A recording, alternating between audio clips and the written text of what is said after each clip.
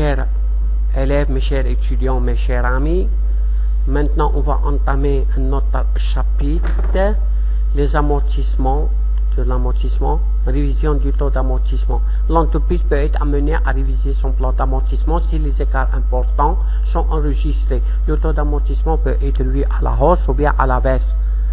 On va faire une application. Une machine utile acquise le 1 1992 pour 90 000 hors taxes et amortie selon le procédé d'amortissement de 10%. L'annuité est donc 8 000 dirhams. Au 31/12/1998, vu de la baisse importante enregistrée sur le prix de ce type de machine, l'entreprise décide lors de l'inventaire de réduire la durée d'activité à 8 ans. Les écritures de l'organisation au 31/12/1981 tiendront compte des calculs suivants. Plan d'amortissement, taux d'amortissement à 10%, on fait 10%, on a 90 000, on a 10%, on a qu'au début de l'année 8 000, qu'on avait ça VNA et à quoi est égal la base moins le cumul.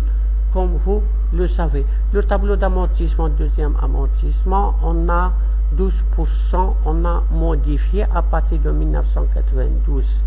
On a 90, 12, on a 10 000, on a le cumul, on a ça. C'est très simple pour tracer les tableaux. Au 31/12, mais le cumul d'amortissement, pour le plan d'amortissement modifié 60 000, pour le plan d'amortissement initial, on voit les tableaux, 48 000, soit une différence à gérer, 60 moins 48 000 est égal à 12 000. Ce qu'on va écrire, l'amortissement des installations techniques à quoi est égal à 22 000. 10 000, c'est amortissement des immobilisations corporelles, c'est très simple. L'autre, on va écrire dotation d'exploitation aux amortissements des exercices antérieurs.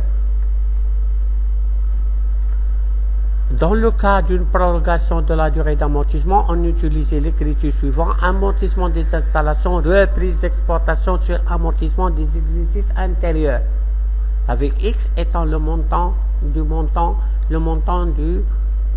à récupérer.